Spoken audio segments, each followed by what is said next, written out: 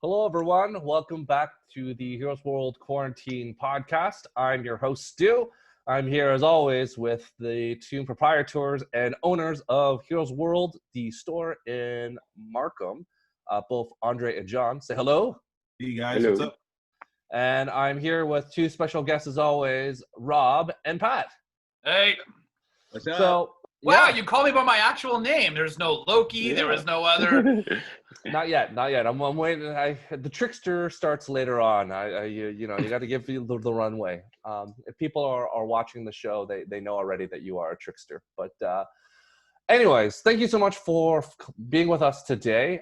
Today's gonna be a little different. We're gonna do some recommendations today. So this is gonna be picks that the panel here is gonna recommend some things for you to pick up or watch as we are still quasi-quarantine. So today is some pick recommendations. First off, thank you very much again for those who are supporting and watching the podcast. Again, your continued support is amazing. Likes are very much appreciated. Shares, comments, anything is helpful for us as we continue to build and grow the channel and all our socials. So thank you so much. Again, great job to Rob and John who are continuing to do yeoman's work, which is continuing to do stuff on Instagram Live on Tuesdays and Thursdays. So thank you again, Everybody's everyone. helping out, sharing stuff and reposting and stuff. So Yep. everyone's Thank you, chipping everyone, in. for doing it Pretty awesome. and chipping in. So I appreciate that. So we are here with our recommendations. We have an order drafted as always. The first topic is going to be recommendations of comics. So this could be anything within the last year that we're recommending for you to either pick up or to check out. So first, we'll start off with Pat. So Pat, what comic, storyline, trade, what do you have to recommend at this time for the people watching or listening at home? So Fantastic Four. 2009. Okay, so 2019, Marvel did the entire Age of X, Powers of X, House of X thing. Mm-hmm. And my favorite book, my recommendation for the past, I guess, year would be the spinoff. And I've been raving about this book for the longest time now, which is the Marauders book, written by Gary Duggan, which is part of that spinoff. And So before we start, what are the Marauders? Well, in this iteration of the Marauders, all right, I don't know if I want to talk too much, because I don't want to spoil too much of it, but Give us a brief basically, overview of what the Marauders are. Yeah. in this version or this iteration of the Marauders, they are basically a bunch of pirates, for the lack of a better word, because in House and Powers of X, the Krakoan gates are available and mutants can normally travel through them. But for some reason, Kitty Pryde, or Shadowcat, or whatever you want to call her, she can't get through those gates. So she is basically traveling the world with her crew on a boat named the Marauder. And her job with her pirate crew is to kind of go to, because the thing is, this is, again, a spin-off from the actual Powers of X and all the Krakoan stuff. These gates have popped up across the world, but sometimes they're in nations where they're kind of barricaded off by the government, right? Like, more so like communist type countries. Yeah, those type of countries where the mutants that want to get to Krakoa can't get there because the gates are blocked off, right? So Kitty, or on the Marauder, she goes by Kate now. Kate is the captain of the Marauder, and her job is to kind of take her crew to go from location to location to try and rescue mutants who can't get to the gates, right? And obviously, it's a boat because Krakoa is an island, right? Does the boat fly? Does it just actually just go on water? It just goes on water. It's a boat. Wow. Yeah, right? And then part of the whole House of X kind of idea is that, the mutants, like Krakoa also grows a drug that helps heal people, and the mutants are also kind of controlling the black market, right? So they started the Hellfire Shipping Company, and she is the Red Queen of this Hellfire Shipping Company. And then the book is basically, there's a lot of intrigue going on. Obviously, Emma Frost is in the book, and so is Sebastian Shaw. So you can expect a lot of skullduggery, as you would say. Yes, yeah, skullduggery. Yeah. So That's a great pick. That's a great pick. In It's my terms favorite of book from that. how many issues are they at right now? I believe they're on 10. I think 10. I think 11 is scheduled to come out. So That it's is, not I think too- most of the X books are on 10ish now. Yeah, 10 or and, 11. and who's part of the ship of crew outside of Kate? So is there like, is it just her on this boat and regular No, it's people? Or? her, Iceman, Bishop, the original Pyro, Yeah. and Storm. Yeah. The original. Some people think Whoa. Marauders like the old X-Men cartoon. They're typically the bad guys, right? Like Yeah. Mr. Sinister's boys Yeah. or something like that. Yeah. So some people might be thinking, oh, it's Sabretooth and those guys. Yeah. But So outside of Kate, Pat, who is the all-star of that group of X-Men that you've enjoyed in the book that just seems to shine a little bit more than normal? Ooh, I actually really like this iteration of Emma Frost. In this Really, book. mm, Yeah. So what about Emma Frost, without, I guess, spoiling too much, that you find really interesting? Like in previous iterations of like or older past couple of years of Emma Frost, she's always been kind of just sold as like this conniving, man-hungry, like Sex thief. bot, yeah. Yeah, right. But in this iteration, she's like a legitimate like businesswoman, and she cares about Kitty, right? And she cares about what she does, right? A lot of the sex is not as big of a focus for her. It's really more of like the business, and she is still a mutant, right? So she still has her feminine wiles, right? Is she But- still wearing the same type of uniform, or is she changing up the wardrobe, or is she still wearing the? She's wearing more. She's wearing more clothes. Yeah. Then that answers that. So she's not wearing just a corset that's white. Not all, So- well, not yeah. Right? I mean, not as a regular costume like the like that new X-Men Grant Morrison Quietly era, Yes. right? But she's definitely wearing more clothing. Okay. Oh, that's a really good pick. So thanks I for really sharing. like that. That's you know what, Pat, and that's great now. And because I was out of X-Men for the longest time, and then when House of X and Power of 10 dropped, Andre dropped like, you got to pick this up. So I started reading it. But you're right, it's surprising that the House of X and Power of 10 by Hickman were solid, and yet Marauders is a much better book than Hickman's X-Men that spun out from this. So yeah, good pick. And New Mutants. It's better than New Mutants too. Yeah. Oh yeah, So- yeah. Okay, great. So that's a That's my favorite one. so 10. So you can pick that up if you want. Marauders. That is Pat's choice. That's a good one. yeah, John. I don't think they've dropped the trade yet, but the trade for that should be coming soon. They just dropped the X-Men trade so far, and then they have a trade that collects number ones of everything and then number twos of everything. They're doing that style, like a Shonen Jump style, but they'll do a trade for Marauders very soon, probably. But Nice. I don't think it would be too hard to grab the issues. We have most of them on stock. Yeah, I think we have all of them in stock. Actually, it's a good book. John, you're No, up. I think the trade it was published at some point though, John, or it might be just been delayed. Yeah, I think it got delayed because X-Men came out like right after the lockdown ceased, like a couple weeks ago.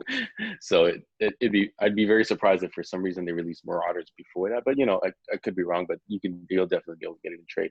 I'm choosing a book that I originally kind of like flew by me, and then I kind of went back to read it, and that's the new Black Series book for Wonder Woman called Mhm. Dead Earth.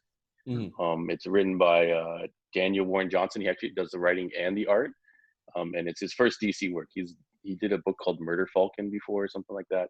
Got some kind of heat, and it's like I'm a sucker for this setting. It's like it's like an apocalyptic wasteland setting where Wonder Woman kind of like wakes up and discovers the whole Earth is being like destroyed, and it's like a very Mad Maxy like destroyed planet, and she's kind of trying to figure out and put together the pieces of what happened and how she failed the Earth, and he's got like a really cool like gritty like almost like a messy style artwork. So it fits in with the book. It's one of those oversized Black Series books, so it's 48 pages long each issue. It's going to be four issues total. They're on issue 3 right now, but you get a lot of meat in those issues, and he actually, like, I'm pretty impressed with this guy's writing, because it's very easy, like, for Black Series to kind of take this route of like, oh, we're just going to make it dark, people are just going to get murdered left, right, and center. But he actually goes like a different route with this. You think Wonder Woman's just going to be running around snapping necks, but it's actually more about her love and compassion and kind of like faith in humanity, that she's like kind of like trying to like save everybody through love almost. Like it's pretty crazy. Like she shows compassion. Like she runs up against like villains who are like in Mad Max, like there's like guys that are like running camps and things like that, and like just feeding the people like a little bit and making them go and do stuff. And then she, instead of just, I don't want to give away too much, but instead of just like murdering them or whatever, she like kind of like tries to talk them out of it and go and be like, oh, you know what, they might have been doing this because of this situation. And she talks about how she's watched people grow through centuries and stuff like that, that they might be just doing that because that's the situation. So it's a neat take on it. And everybody shows up. So like this guy, he's drawn like a destroyed like Gotham City. He's made like a destroyed Themyscira, and like even the Fortress of Solitude shows up and stuff like that. So yeah, I would definitely check that out. It kind of flew under the radar, came out like a little bit before the lockdown, and the issue 3 just came out just after we reopened, and then issue 4 is going to come in, I think, August. It was supposed to come out every other month, but with the big gap, I think that now there's going to be now the next one's going to come out a little sooner. So that's what I recommend. No, it's a great choice, John, and I think when talking about Wonder Woman, I think you hit the nail on the head. A lot of times, writers or people fall to her strength and her powers, and when you said she's actually a little bit depowered in this one. Everyone in so DC she can't fly, anyways. yeah. But yeah. But I like the fact that I think it's like Batman, you underutilize his intelligence, and for Wonder Woman, she's not the smartest, but she, as you mentioned, she has all that history behind her that you can use as examples. So that is a really cool. Is there any, without spoiling too much, because is it just her? Is there a supporting character that she kind of? The other characters appear. I'll give away one because just regular people, like, or are they? Yeah, there's people. Yeah, so she stumbles across the camp of like kind of like almost like rebel type character, like a band of humans that she kind of. But no like, superheroes. Wants to help. There is like in the first issue you see, because it's in the first issue. I'll spoil it because she finds Batman's body. And she actually takes his utility belt and she's like, thanks, Bruce, I'm going to use this. And so she's actually incorporates the utility belt as a part of her costume. That's cool. All right. That's a great pick. All right. So we're going to Rob. What do you have for us, Rob? What's your pick? Oh my God. This is so tough. Rob had a whole stack. I do. Ready to go. That was good. It was good. He's ready to go. I do, and I'll tell you why. So, I'm hoping it's Daredevil because I didn't touch Daredevil, but I know. Well, so during this whole thing during the start of the lockdown, I reached out to John. I said, okay, I need a bunch of stuff to read. So I've had a couple of deliveries of different trades, and it's so tough to kind of to narrow down. So I am really stuck on 2. Oh, sorry, my phone is ringing. Hang on. Hello? Oh, hey, Army. No, we're doing recommendations this week. We're not doing fan casting. Yeah, get off the. Which one do you recommend? Oh, because you'd be Matt Murdock? Okay, bud. Sorry, guys. Just Army. Just calling me up. I was going to call your phone, but I couldn't get to your number fast First off, we know that wasn't call Army. Your fake out. Honestly, Rob, don't lie to the public. We know that was Tyrese. Okay, just leave this alone. That's your real bosom buddy. Dodging Tyrese. my calls. So you and Tyrese are dodging my calls. Okay, I'm gonna recommend one, but if I have an opportunity later on, I'm gonna recommend like a really good one as well. But so I'm gonna go with because John kind of said it. Man, these Daredevils, Chip Zdarsky's Daredevil run. Chip Zdarsky, the hero of the people. Volume 1 and 2 are out right now. Volume 3, I think, just came out this week. 3 just came out. Yeah. Yeah. So it better be on my my pull list, John, because I want to get it. Yeah. So. I have not read a Daredevil comic in a really long time. I think I've come to the realization that I was probably a Marvel zombie growing up with a smattering of DC. And as I've gotten older, I've gotten more back into DC as opposed to Marvel. I found the Marvel stuff too convoluted. But now I've kind of, thanks to John and Andre, you know, with the aforementioned House of X, Powers of 10, and now with Daredevil, I've been bringing in some of the newer Marvel stuff. I got to say, so as a Daredevil fan, you have to understand, like, I'm okay with Daredevil, better Daredevil than Namor, but I had He's always been good. I had the typical Daredevil trades, right?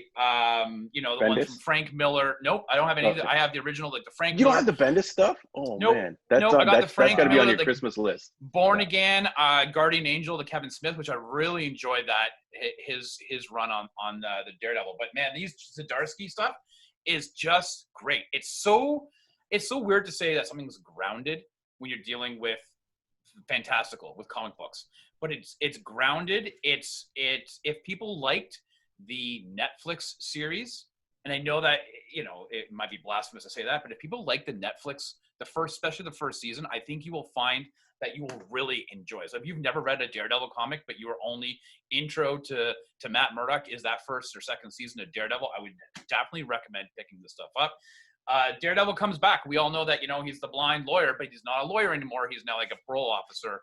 He's really questioning his faith and whether or not what he had, because we all know he's Catholic, and so his faith plays a really large role in the mythos of Daredevil. But are these gifts that God has given him that allow him to essentially sin by hurting and maiming other individuals? And so he's questioning, if these are gifts I've been given, why am I given these things? But I'm using them against what God is talking about, right? Mm. So that's what, for him, he's having a real struggle of, am I supposed to be doing this work? Should I be an angel or should I be the devil? Like, and so it's phenomenal. The, you know, Wilson Fisk in this one, the Kingpin, he's the mayor of New York. It's so good. Honestly, I cannot recommend it enough. I blew through each of these volumes in one day for each. Like, I sat outside by the pool and I just whipped right through them because they were so good. It was amazing. So honestly, go, you know, contact the store, pick up volume 1 and 2, and now volume 3 of Zdarsky's new Daredevil. It's one of the few books that I read every time it comes out. And may I just add quickly for those people at home that Daredevil is consistently one of the books that is always giving. It's a book that no matter who's writing it, they seem to always know what they're doing. And whether it's, as you mentioned with Bendis, and there's a run of Daredevil books, Rob, that I think we can all recommend before, even when he was even the weird stuff with when he was running Hell's Kitchen and he talks to Spider-Man's like, okay, you get this burrow, Mr. Fantastic, you get that burrow. Like, there's so much Daredevil that you're missing, Rob, including the stuff with Echo, and then there's like so much before, or even when, I know people don't like it, but even when it was in San Francisco, I was all on board. So I think there's so much there. He's the most consistently written character that is not maybe people would recognize as the best stuff, but it's always steady and it's always really well done. Yeah. So you have to understand, though, you got to keep on going back. Don't stop. I took a big break. I took a big break from comics, and I think that I might not be the only one out there who now, as you're into your early 40s, your kids are growing up a little bit, that you have an opportunity to get back into something that you used to read in your teens or maybe even early 20s. I took a large break. So a lot of this stuff, this Bendis run and this and that, was not, it wasn't in my purview growing, you know, in my 30s and whatnot, right? Late 20s and early and throughout my 30s. So I've only gone back into comics in like the last 6 or 7 years, right? Yeah. I am missing it. I would look forward to reading that stuff. But if people are like me who have taken a break and are starting to get back into it, I would honestly, it was great. And Reed Richards from the Fantastic, there's a scene here where he talks to Reed about faith versus science, and it was so good. It's because he's in New York, he interacts with everyone. So one of the books we talked before was that they find Daredevil. They're basically fighting over one of Reed Richards' emblems, Fantastic Four emblems, which is basically an Omega drive that has infinite information. So basically they're all fighting in Hell's Kitchen, and Daredevil's involved with that because the Hand, AIM, all these people are like, we need this technology. And that's Mr. Fantastic's MacGuffin, whether it's unstable molecules or this Omega drive of like infinite information. So there's a really good run with Daredevil too in that. And then that's before he becomes, spoiler, the real devil himself. But it's even that I'm all down with. So that's a really good recommendation.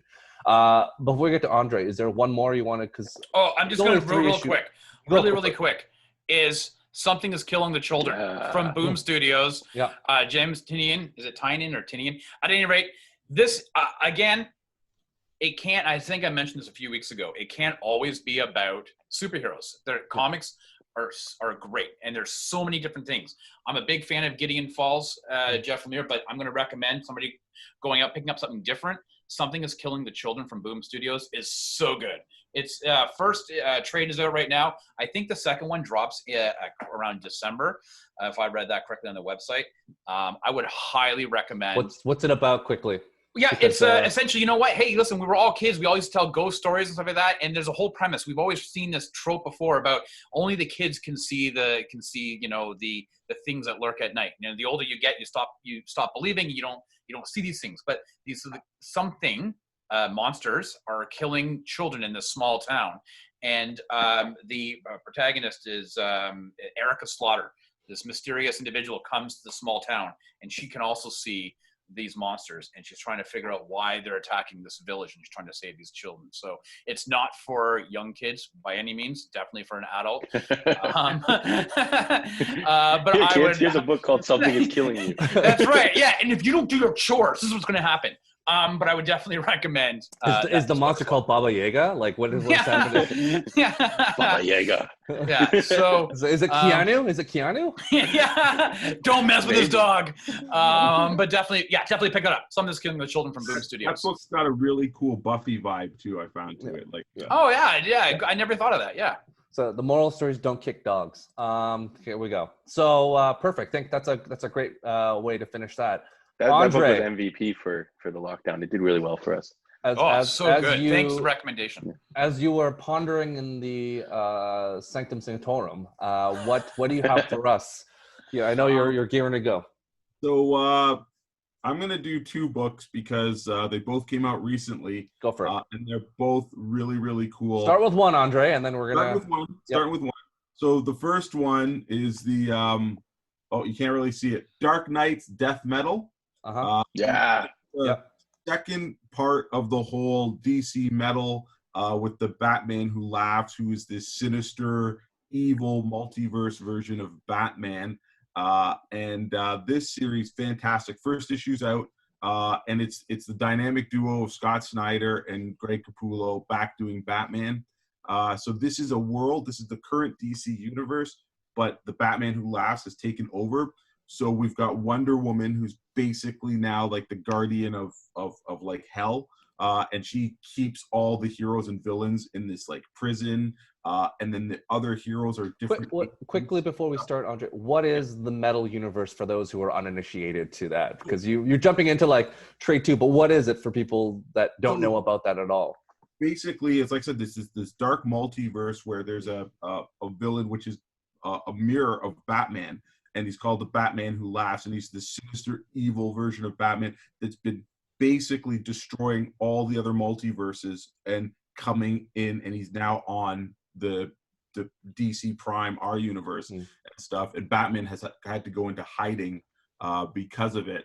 And he has sinister versions of other heroes, and he can kind of, for lack of a better word, like possess or distort other heroes. They did a really good version in Batman versus Superman, the new run, 6 issues, talking about how he's corrupted like Commissioner Gordon and Shazam and Donna Troy. So yeah, it's really cool series. It's basically been going on for the past couple of years, but this is like the next really, really big part in it. And it was just a really cool look at what the other characters are doing and how they've all kind of bowed to the Batman Who Laughs as he's taken over, except in this one, like Wonder Woman she's just badass. Like she's like, they think they know what she's thinking and stuff. And Batman Who Laughs is basically this Batman who our Batman can't beat him because he is him. He knows every plan, every contingency and stuff. So in this one, it's Wonder Woman does something so cool that it's worth reading just for that. And again, that cover I showed you is Wonder Woman by Art Germ, and it's just got that kinetic energy. It's so very, very cool. It's going to be a 6-part series. It's part 1, so this is going to be kind of like their summer event, but it's quality. This isn't just we're just going to do this crossover thing. It's going to be these 6 books, and it's that same creative team for all 6 of them. But Andre, they also have tie-ins, I believe. With Original Metal, is they have a bunch of other tie-in books, right, as well? They do have a bunch of other tie-in books, but as someone who read all the other ones, like the tie-ins aren't like crucial. You know, it's not continued in. You know what I mean? No, you can read these 6, main Metal books. So, It's yeah. great covers. One of the variant covers was Batman playing an electric guitar, and I think they're going to do connecting covers for that. So those are the variants. So again, really cool. So before Andre, we jump to the next one, just to remind our people, you say Batman, but who is the alter ego of? Because again, when you say Batman, I think of not Bruce Wayne. I think of another Batman. So is this Batman Who Laughs? Is that Bruce Wayne, or what is the situation? For the Batman Who Laughs? Yeah. Yeah. Okay. Yeah, because it's literally like I said, a dark multiverse version, right? So it's yeah. I think multiverses could be different Batman because there could be. So but again, it's Bruce, not Thomas, not Dick Grayson. Not Dick Grayson. So it is the intelligence of Bruce Wayne and the resources of Bruce Wayne, but as a bad guy. So I think it's just a clarification. As a twisted, like this guy's just twisted. It's not like it's pretty. He's taken off like that character. Like I wonder if they originally intended this character to be that big, but he's got everything. He's got his own statues. Yeah. He was in the new McFarlane toy line. Yeah. Like he's like everywhere now. So he's like a new kind of created villain. Yeah, look at this. This guy's got his own pop figure, man. Yeah, it's crazy. Well, yeah. Well, everyone gets their own pop figure. It's Batman. We could make our own pop figures if we wanted. Yeah. Shut up, John. Yeah. So just again, because again, let me reiterate that Dick Grayson's the best Batman, but carry on. Yes. I agree. Just had to say that. And the next recommendation I have is also Marvel's crossover event. And of course, unfortunately, Marvel likes to beat things to death with these crossovers. However, let's see if I can get it up. Empyre 0 just came out. Brand new. And listen, this was everything that an introduction comic needs to be. First of all, brilliantly written. Is Al Ewing writing it, and Pepe Larraz doing the art. So if you guys don't know Pepe Larraz, he did the House of X series. He's done Kanan, the Last Padawan. He's done some Uncanny Avengers. Great artist. He can draw every superhero really, really well. And the premise of this Empyre series is that it's gonna take like kind of, I think they want to tie up the generation-long Kree Skrull and like all this cosmic, Marvel's galactic war stuff. But it's very cool because in this one we have the Avengers. They get a distress call and they go to the blue area of the moon, and then they meet and they come back with old allies that have still been there, and they're like, we got to end this war, and there's a being that is kind of like an avatar. He's like the prince, and he's going to bring about peace. And it's really cool because you got Tony Stark, who's all about the technology and everything, but he feels at peace here. He's got this sense of serenity, and he's like, we got to help these people. Like, this is what the Avengers are for. And I'm going to spoil it, so you guys got to pick it up. But it's really cool. The Avengers at the end, they're all like, "Okay, we're going to help." When the Krees come, we're like, we're going to help them. And this armada of Kree ships start flying towards the blue area of the moon and stuff. And like, we're gonna stop them. We'll fight against anybody. And the lead ship is the Fantastic Four. So this series is going to pit the Avengers versus the Fantastic Four. I'm sure they'll butt heads and then they'll come to something, but a great first issue. Art was excellent. There was some action. You got enough of the history and backstory that you're not lost. Yeah. And I got to say, good job on Marvel for making that 0 issue very good. That before the shutdown, there was a prelude to Empyre. I don't think you necessarily really need that because this 0 was very good. And there's another 0. There's another one, I think, Empyre Fantastic Four 0 coming out in the next couple weeks. Yeah. So it'll show what they're. So maybe it's their side, yeah. Yeah. So Andre, who's part of the Avengers in this iteration? Because the Avengers is a rotating roster of people. So so it's actually you're pretty much what they established with the Jason Aaron run. It's a couple of years in. So you've got Tony Stark, Captain Marvel. You've got Ghost Rider, which is the young Ghost Rider, Robbie Reyes. Robbie Reyes.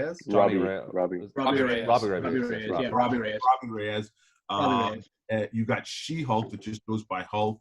You've got Black Panther. You've got Captain America, and they introduce also Thor, and then Doctor Strange was part of the team, but he didn't show up in this particular thing. But that team of Avengers has been really kind of cool. And their base of operations is the body of a celestial in the Arctic. So that's been a cool run of Avengers if you want to check that out. But yeah, it's all the big guns on the team, and then they've added in a couple of with Ghost Rider being kind Will of. your boy Moon Knight show up? That's the question. Ooh. Well, Moon Knight's been rocking in the other one, so that would be cool. But I got to say, there's a really great panel of how Pepe Larraz draws She-Hulk. And She-Hulk, I haven't really been following everything, but she is just freaking ginormous like the Hulk, and her intelligence has gone down. So she's just like, it's really fun. Like, and Cap just refers to her as like Hulk, and stuff. And yeah, but it kind of like looks really awesome. She kind of like got this big like almost ogre presence, but in like the best way possible. I think it's really, really fantastic. So those two books are both out and available at our store or wherever you're shopping. Highly recommend picking them up.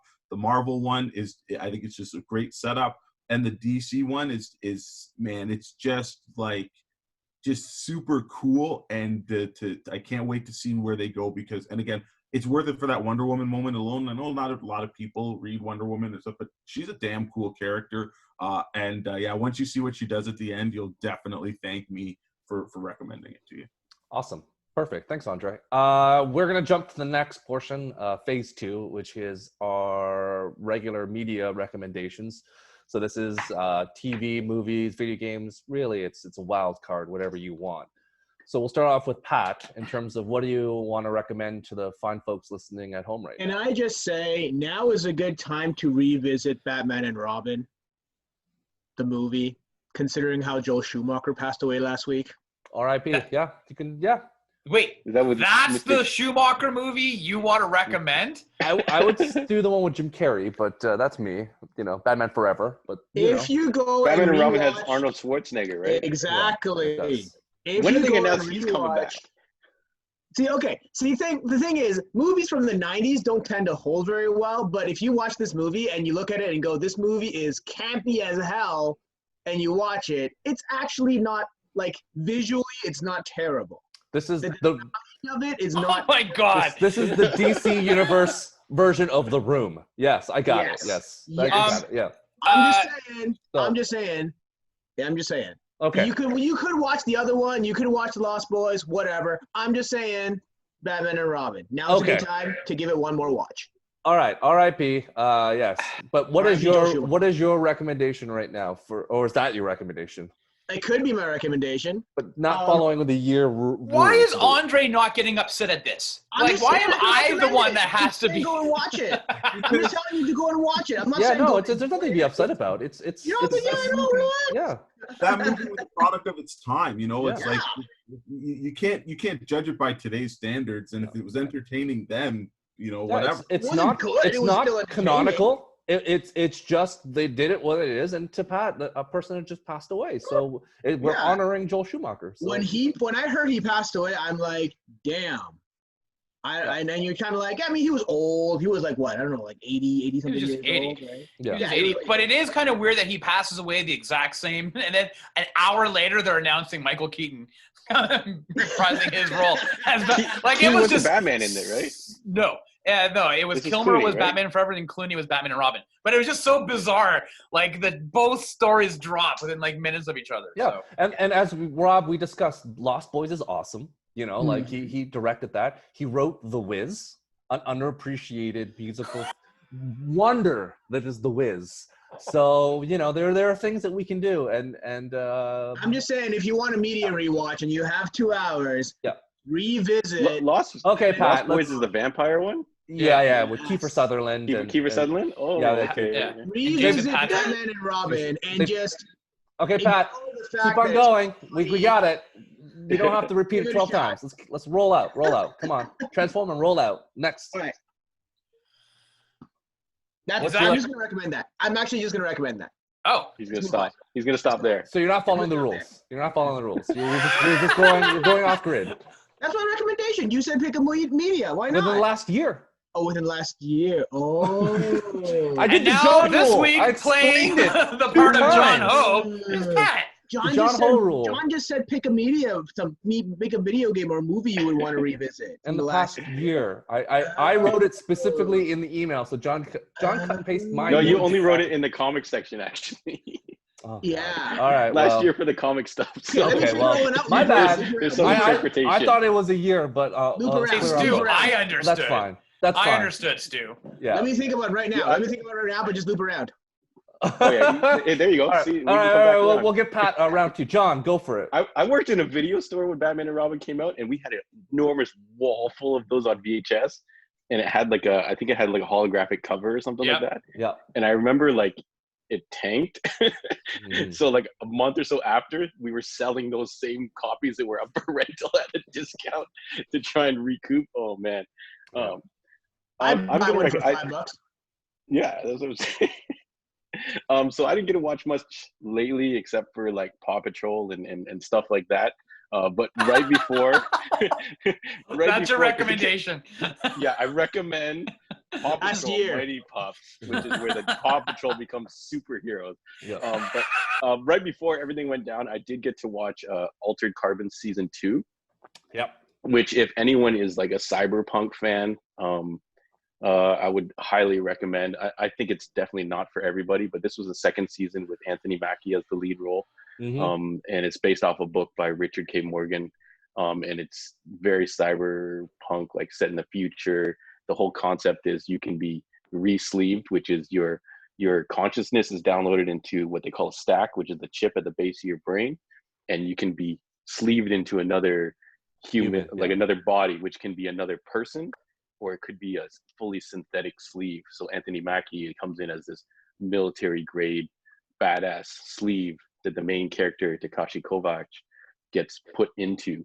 And the second season, it was a little bit lower episode count. I think first season was 10 episodes if you haven't seen it. Yep. Season 2 and was then the 8. second season, I think it was like 8. yeah, I think it was 8. So it was a lot tighter. It's still like doesn't cover as much as the book, but I think it's a very good interpretation using the same material. And I thought it was really good. I haven't had a chance to rewatch it. I started to rewatch the second season when this went down, but then now the kids are around all the time.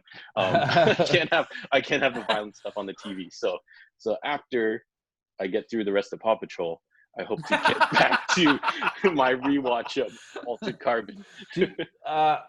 I guess season 1. And there's comics and stuff based off it too. There's a comic book and there's a brand new art book that just came out. And there's an anime show that's out that follows. Oh yeah. Animation dropped surprisingly during March during the lockdown, which I didn't get a chance to watch because it looks extremely violent.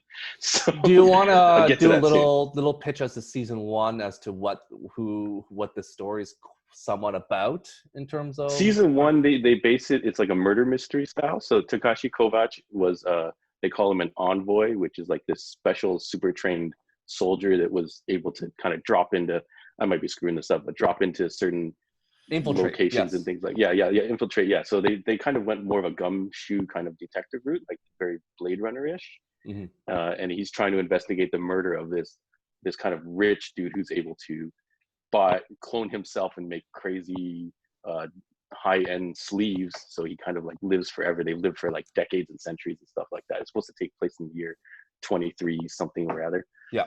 And someone kills him, and they're like, they don't believe it. They think it's like suicide or whatever. So he basically unfreezes Kovacs, who was put on ice for war crimes and things like that, and he brings him back to investigate his murder. So the whole season is him putting together what the series of events that happened. Yeah, it's a great synopsis, John. And Joel Kinnaman, who was RoboCop is Takeshi in season 1, and it's split because the stack is kind of you can save your memories and whatnot. But there's a lot of cool things to John's point about what it means to have a soul and memories and like what the rich and people poor who are against the whole sleeving process. They call it spinning you up when they put your stack in something and ask who killed you or whatever. So the only way to die is they call it real death is when they blow up your stack. Yeah, and then there's a lot of things because to John's point, like only the uber rich can continually come back. So just because you get the chip or you get the stack doesn't mean that you get the opportunity to come back. So everyone's kind of born with it, but you need resources to come back. Sometimes you're put on ice, or the government will put you in some leftover sleeve, which will turn out to be like a crackhead or some, old lady or something like that. Or, unless you have the money, or they just, sell you on the black market, and there's a lot of different things. It's really well done. So yeah, that's without going too much into it, it's yours to discover, as the license plates once said. So we're gonna jump over to Rob. So wait, how many recommendations do we get? Go for one. Go for hold one. on, slow down a second. Go for one. I need mine back. And then we'll come back. Go for one. Yeah. Okay, because I do have two. So it's not listen. And it's surprising that John says he hasn't had time to watch it, because you're on social media to like 3 a.m. posting stuff. So I don't know what you're doing. My kids are also awake at 3 a.m. in the morning. Then you have issue. Stop with the nap times, bro. Dude, you can't. They have like tons of energy. There's nowhere to go. I have been consuming a shit ton of movies and TV shows since this pandemic happened. I also have kids, but I've been waking up, like I sacrifice sleep. I've been going. But they're older, to be fair. Yeah. No, they are. Yeah, they're 11 and 8. So, but I've been going through a whole ton of shows. So I could recommend stuff. That's why I have the issue. Yeah, I could recommend stuff all day long, because I've consumed so much. But the one that's really stuck with me is the Watchmen. Yep. Oh, yes, no, Batman Forever. Sorry, no, Watchmen. Yeah. Now let me tell you. So in today's day and age of streaming and everything else like that, I used to buy everything, much like Pat in his background with all his collection of stuff. I used to buy everything, but when you start having access to all of your shows on the various different platforms, I started to become really picky of what do I really want. And the Watchmen, as soon as it dropped a couple weeks ago on Blu-ray, I ran out and I picked it up. Yep. It is phenomenal. It is. I think it deserves. Regina King. Regina King is the best thing. The canon is in terms of like those who want to like. Do you need to watch the movie? Yeah, probably. So like, what? I think it doesn't. It doesn't hurt if it's streaming somewhere. Go ahead, take the 2.5 hours or so, 2 hours to watch Zack Snyder's Watchmen. It does help fill in some of the backstory. This takes place, I believe it's 30 years after the events of the Watchmen of the movie or the comic, the trade. And then it takes place, I guess 30 years later. Ozymandias is imprisoned, or is he retired? We don't know. You go through you figure that out. Where is Dr. Manhattan? Dr. Manhattan has left since the events of the end of the Watchmen. The original source material, he's gone. And I'll be very honest with you. Do they show him? Hey, John, it's called spoilers, bro. He's played by Tyrese. Don't worry about it. Yes. I will say, so it starts off, the first episode starts off with the 1921 Tulsa Massacre. I had no idea that this was an actual factual event. I Googled it after the episode dropped, and I was reading all about it and about the history of that. And you start to understand and realize that throughout the entire, the length of the 10 episodes of the series, it really does have a reflective mirror on society and race. And I think that it raises a lot of questions. It makes a lot of individuals think. It's so well done. Yeah. And I honestly, I can't wait to dig into it again and watch it. I think it's an important show. I think that it got some bad rap because Damon Lindelof was the executive producer and the showrunner on that, and there's a lot of people who are divided on Lindelof. I will say though, this thing, I'm going to tell you guys right now, it's going to win a shit ton of awards. It's going to be nominated for a bunch of awards. This is an important show, and if you haven't seen it because you have some preconceived notion of the showrunner or of the source material, whatever, I'm telling you right now, you owe it to yourself to watch this show. It is very, very good. Regina King is tremendous, and Jeremy Irons is also great. So those isn't are two. He off it though? Isn't Lindelof or whatever saying he's not doing season 2? They don't even know if they're doing season 2, so it's like it's questioned right now. But it's self-contained, so don't worry about the fact that there may or may not be another season. But it ends off on a little bit of a cliffhanger, of course. But it leaves it open for interpretation. It's much like Inception. And how the Inception ends, and you're like, Lindelof has always said, I had a specific story to tell. I wanted to tell it in these 10 episodes, and that's it. And all of the actors, Regina King is phenomenal in this show. They had a specific... She's amazing in everything. Yeah, they had a specific story that they wanted to say, and they've said it within this show. He has no interest in coming back to do a season 2 unless something speaks to him. So I think that's great, because sometimes media and media companies, if something is really big, they will just throw boatloads of cash, say, replicate what you did, do it again. But this story, it's important of what it says, and they're not milking it. So the guy who, I'm going to butcher his name, the guy that was Black Manta in Aquaman, his name is...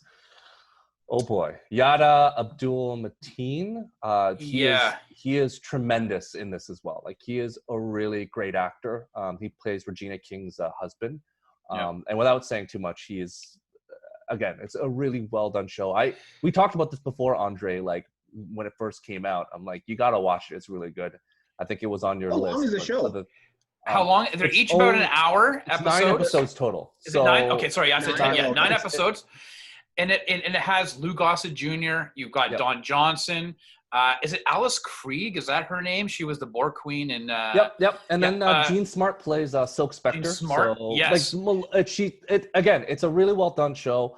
To Rob's point, it's and Jeremy Irons. Yep. Jeremy Irons is Ozymandias. How do you forget? Like, I mean, honestly, if anybody, like, please, you owe it to yourself to watch the show. So yeah, without going too much into it, it's a big.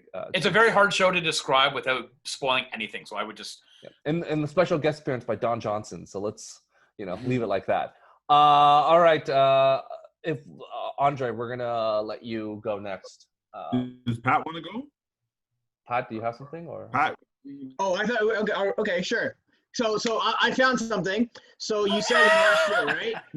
So I just remembered the last show that I watched this year in completion. And it could be a TV show or a movie or whatever TV show. I actually didn't remember it was 2020, but technically it is. It was the show called The Good Place with Kristen Bell. That's my recommendation. If you haven't seen it already, I know, Dre, I don't know if you like comedies, but if you ever want to watch a short 50-episode comedy, you should watch it. I've heard it's really good. It's on Netflix. I think it's crazy. Only the first 4 seasons are on Netflix. We're waiting for the next season to drop. The last season just finished this year. But it is a very smartly run show. Yeah. And I knew Pat was going to go either Kristen Bell or something that. For sure. It's the only things I watch. So in a nutshell, Jay, I know you don't watch comedies, but basically what happens is it's about a woman, and what happens is in this world, when you die, you either go to heaven or hell, right? They call it the good place or the bad place. And then this woman, she wakes up one day, and then somebody told her she's dead, and she is in heaven or the good place. Where everything is given to her, everything she wants, she gets, right? But then she knows herself she's a bad person. Horrible person. Yeah. A horrible person. So why is she in heaven, right? And then she just kind of goes through that. And then the first couple of episodes, she tries to kind of keep it hidden that she's the only one who she's like, I'm not supposed to be here. I don't want to get kicked out to hell. So, and then you just kind of watch a couple of episodes of her trying to struggle with that. And then more twists and turns happen. But I don't really want to spoil it too much, but it's only 50 episodes long, the entire show. It's pretty crazy. One of the high, like Ted Danson, your boy Ted Danson. Danson's in it, yeah. Ted Danson plays the architect. It is highly respected because in terms of it's well written. There's a lot of moral, it's implications of can you become a better person? What does it mean to be a good person? And without going too much on the religious side, and the characters are great. It's a really well show. And then the best part is, in The Good Place, they have all these restaurants, and if you love puns, one of the writers, Megan Armanan, she writes all the awesome puns in the restaurants. Like all the restaurants have like puns on them. And she, on Twitter, posted her list of puns for restaurants, and I just sat there laughing and giggling for like every single one. So that's the small Easter eggs and cuts you can watch while watching the show. But everything in it, it's great. It's only 12 episodes a season, so it is quick and done, and it is very smartly done. But yeah, great choice, Pat. 20 hours. I 20 knew something it was hours. going Go to watch be it. Kristen Bell or John Cena related. No, I thought it was going to be, John John. said, well, it was either that or Bumblebee, right? To be I thought it was going to be watch trailer for Fast and Furious with John Cena. I thought that was John Cena. John Cena as the last member Or of. Sean Hobbs. Rewatch Sean Hobbs. No, don't do that. Don't do that. Andre, Definitely don't do that. go for it, buddy. I guess since everybody's doing a TV show, I'll do a TV show as well. I just want to point out that no one so far here mentioned The Mandalorian, so that tells you how good that show was. Grenade! Andre, That's if a there wasn't fair a point, Andre. To be My fair, show if is I was that- mentioning stuff, I would mention The Mandalorian, but everyone and their uncle's already seen it already. So we got to talk about something that people haven't seen yet. Well, that one. Who hasn't seen Watchmen? A lot Who of people hasn't haven't seen watched. Altered Carbon? We're A recommending lot of people have not watched either. stuff that is good, and Mandalorian didn't make the cut, so that's great. Anyways, It's a fair point. It's a fair point. Yeah, the final season of Clone Wars. I just had the chance to watch that, and I think I watched it all over the span of 2 evenings. So I finally had the headspace to sit down and enjoy it. And it was really good. The final 4 episodes, the 4 or 3 episodes where the logo goes red. Man, I don't know what they did with the animation, but it looked like you were watching a movie. The clones, the battle sequence, the space battles. Like, damn. That Disney Plus money. Yeah. Well, they took that away from us. Thanks to Mandalorian, probably. They didn't spend it on that. But anyways, this show, like, it was like, wow, it was fantastic. I don't know how Disney has managed to mess up the live action so badly, but they get the cartoon right. Like I don't get it. The characterization. Can you watch it? Can you watch it if you haven't watched any of the other stuff? Like, could I just jump into this new stuff? 100%. So basically, if you really want to find out, if you just watch that last season and it's happening right before Revenge of the Sith, and then it segues to during Revenge of the Sith, and then the ending, it's really cool. Like, it's just a very well done show. It wasn't perfect. Like, there would have been some things that I would have liked to see. I think since they knew it was the last season, there was a couple episodes that I think if they shortened and then put more to the meat and potatoes without spoiling it more. But yeah, it was really good. And like I said, animation solid. Plot line was really solid. Just was cool visually. It was emotional if you're attached to those characters and stuff. It just, for me, as someone who's watched all of that Clone Wars stuff and all of Rebels and Disney's animated stuff that's been Filoni led, it hurts me because I don't want to see those characters in live action, and that's where they're saying they're going with Mandalorian. I don't want to see Ahsoka live action. Like, I don't I think they've spent 9-10 years building this character, and I don't think I have the confidence for them to transition to live action, and I think that's going to be a disservice to the character, because once they fuck it up live action, we're never going to get her back in animated, and I think that's really sad, because no character in any form that has gone from cartoon to live action has been done better in live action and then gone back to its cartoon roots. So Obi-Wan Kenobi, thank you very much. I don't know. I don't think the best. Everyone sucks. Obi-Wan's the best. Obi-Wan is very cool. He didn't start as an animated character. Right. But he went back to animated. But yeah, Obi-Wan's the best. Let's just leave it like that. It should be the Obi-Wan Kenobi saga. That's everyone else's. Wah, wah. But your boy Filoni is involved, so let's see what happens, Andre. You still have someone on the inside that you believe in. It's different if it was just someone else just doing it on their own. But your boy is very much enthralled in all the Star Wars universe. So it's his characters. He'll be involved in all the shows going forward. he'll work with people. So maybe there's some light at the end of the tunnel. You don't know. So Yeah, let's if you watch that documentary, the first episode of The Mandalorian where they talk to the directors, all the other directors are like, Filoni is the new Lucas. So they don't say Favreau is the new, like they all say Filoni. He's like the new Lucas and embodiment. let's maybe. And on that positive note, Andre, Maybe. although you are not a big fan of Mandalorian, like many TV shows, it takes maybe a year for it to ramp up. So in live action, so we got spoiled for Rebels because Rebels episode 1 came out guns a-blazing. But in terms of live action, it takes sometimes a year for people to figure it out, and the technology was new, and maybe they'll surprise you. Maybe you'll get one episode you'll like. Maybe that'll happen. Maybe that's all. That's the bar is just one episode that Andre will like, not the series. It's probably just one episode. I would say even if Andre was happy with the creative team right now on the TV show, even like he said, living up to that character created on a animated or comic whatever form to become as good in the live action form, I feel like it's almost impossible sometimes. Yeah, it's animated. It's a different bar because we've discussed it all 1,000 times, Andre. The budget is different, and you can animate everything, and you can't do that in real life all the time. So you can do more assets, you can do more soldiers, you can do more stuff in animation than you can in live action. It just works. Scope and scale, it's just different. And frankly, as long as they continue the high quality of animation, I don't care if they're not connected completely. I want to let them to continue doing the stuff they're doing. But Rob, I know you had one more, so we're going to let you finish off with us with the last thing that you got. Well, so funny, nice segue. I'm going The Last of Us Part 2. It just dropped just on Father's Day weekend on the 19th. Okay, so there's a lot people hate it. Yes, and I'm gonna hate it. Yes, so I listen. Admittedly, I'm only about 9 hours into it.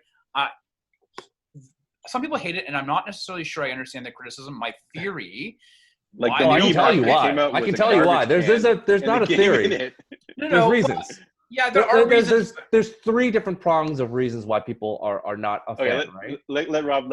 Yeah. I think the theory of why people don't like it is because they didn't like the story and they're finding it slow. This is a game that's designed for you to feel. It's a game that's designed for you this is not Call of Duty, it's not Assassin's Creed, it's not even God of War. These are all great games where you're running and gunning, you're doing things. This is a game that actually pulls you on purpose out of the action and forces you to sit and listen. And almost as if you're sitting, there's a scene where Ellie is playing the guitar and you're the one that strums the guitar, but she sings a song and it's 4 minutes and you're sitting there and you're watching.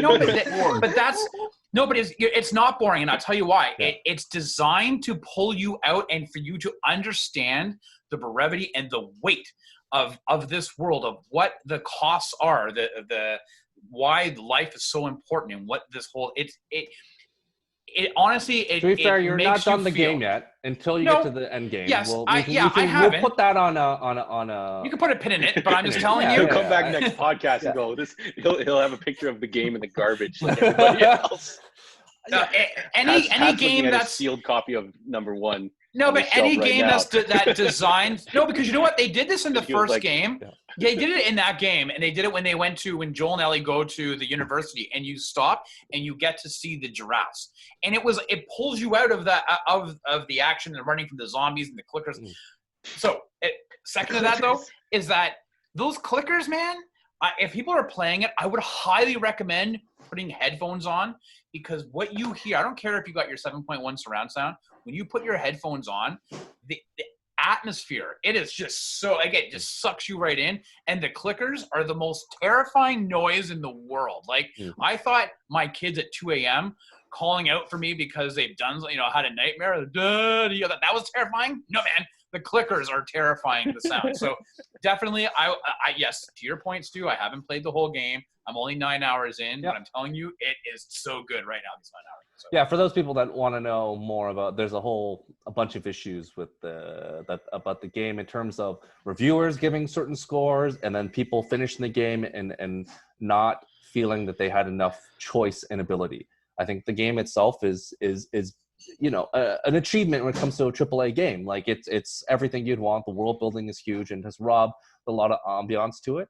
But not everyone comes with your mindset as to this is what they want. Well, I mean, it's 4 million copies in 3 days. That's a massive record. Yeah, but copies, doesn't always indicative, as Andre would mention too. Just because a lot of people watch a movie or see doesn't necessarily mean it's a good thing, right? Whether it's Mandalorian or Star Wars, The Last Jedi, right? So a lot of people saw it, but not all of us can agree. It wasn't really good. The last Jedi, or the whatever Rise of Skywalker. Rise of Skywalker. So, and even the Last Jedi or any of the Star Wars movies. So I think a lot of people at the end have different thoughts, but we won't go into it because again, I think there's a lot of spoilers and a lot of things about the game at the end. We can put a pin on it, but I think really one of the big things was that people were upset about the wokeness. I think Pat had something to say, and then sounds like Andre's got something to say. Yeah, I just and then but let's Pat go for it, and then we'll get John and Andre. In general, video games tend to have this problem of people want a sequel, but some games just shouldn't get a sequel. I think that happens with a lot of games and franchises. Like it happened with Gears of War. Should there ever have been a Gears after 3? Right? Yeah, and Halo, you make a good. Yeah, I listened to Halo, the original Halo trilogy. Where I hear you. Yeah, I John. hear you. Oh, I didn't. I think Andre? Andre's got some. I was just saying. I remember the first one was really hot, and it was sold out. Right, it was one of those games that's actually sold out. Like, and I remember like people were flipping copies. Yeah. Crazy. John or Andre? Sorry, I think Andre has it. With video games, there's been this real shift, and as a longtime player, like I've been playing games since like Pong, okay, and I think we have people now who are trying to create video games, and like Rob's saying, oh, they want to take you out, and they want to do this, and they want to do that. I'm like, no, a video game's an interactive experience. Mm-hmm. If you want to take me out and make me strum a guitar and listen to the character sing, make a goddamn movie. No, but it is interactive. It is. It's counter to finish. The point is, these guys are making these things. And sure, they want to transition and make a game more than a game, but a video game is a very immersive experience in which you, the player, are taking control. When you give me the illusion of control, like anytime you play a game and you're basically watching a cutscene, but you have to move the character, but you can't interact. Like, look, one of my favorite games, Mass Effect. There's a scene where there's a dream sequence where you have to move your Commander Shepard, but you can't do anything. So why do I have to hold the controller? That's bad game mechanics. Because if I cannot control anything, it doesn't do anything. And if you're going to ask a player to pause and watch something for 5 minutes, 10 minutes, where you're only oddly pressing a button, like Metal Gear Solid 4, the last one on the PS3, that was like a 12-hour movie because every half an hour you had to watch 45 minutes. And I love that series. The problem is they're transitioning games to, I'm going to put quotes in it, to not be games, because that's a different element. So sure, you might say, oh, it's going to do this, it's going to do that. But realistically, they have to realize what a game is, something to draw a player in and keep a player involved. So sometimes you have to have story, you have to have reason, you have to have gameplay, you have to have immersion. But if you don't have all of those things, or one part is too much, then you're not making a video game. Yeah, but you're expanding though and allowing, like, look at Red Dead Redemption 2. That is another one. Listen, there's tons of genres. I'm not a role-playing or a fantasy game type person. But when you start to care about these characters, that when that game is done and you feel a heavy sense because you're so connected to these characters, that's something. This is not Kratos running around throwing his, the axes and doing stuff. I love God of War. I love that game. But Red Dead Redemption 1 and 2 are just, you are those characters. And that's what I'm saying, is that it can't always be running and gunning. I think the point I'm not saying it's running and gunning. No, it's a balance. But I think that people's main complaints about Last of Us 2 is that it's not earnest and earned. It's like a Walking Dead thing. It's like they're just adding characters to make you feel bad about choices, and then you're just continuing the journey. So it's like, these are not like every person you meet in the game. You're like, oh, these are their choices. I don't have a choice. I have to continue. Which is why I'm saying I think and that's this game the problem with people are facing, right? Yeah, but Last of Us, like the first one, was really good purely because it kind of combined everything that Rob and Dre were talking about. You play through the game, and then you felt throughout the story. But this game was basically like just felt like a medium, just to. Yeah. It didn't feel necessary. Yeah. And I might listen. My opinion might change once I'm done. We're going to do a pin on it because clearly we could talk just an hour on video games. Video games? And I think we need to, be Here comes cognizant. Pat in his 900 game collection.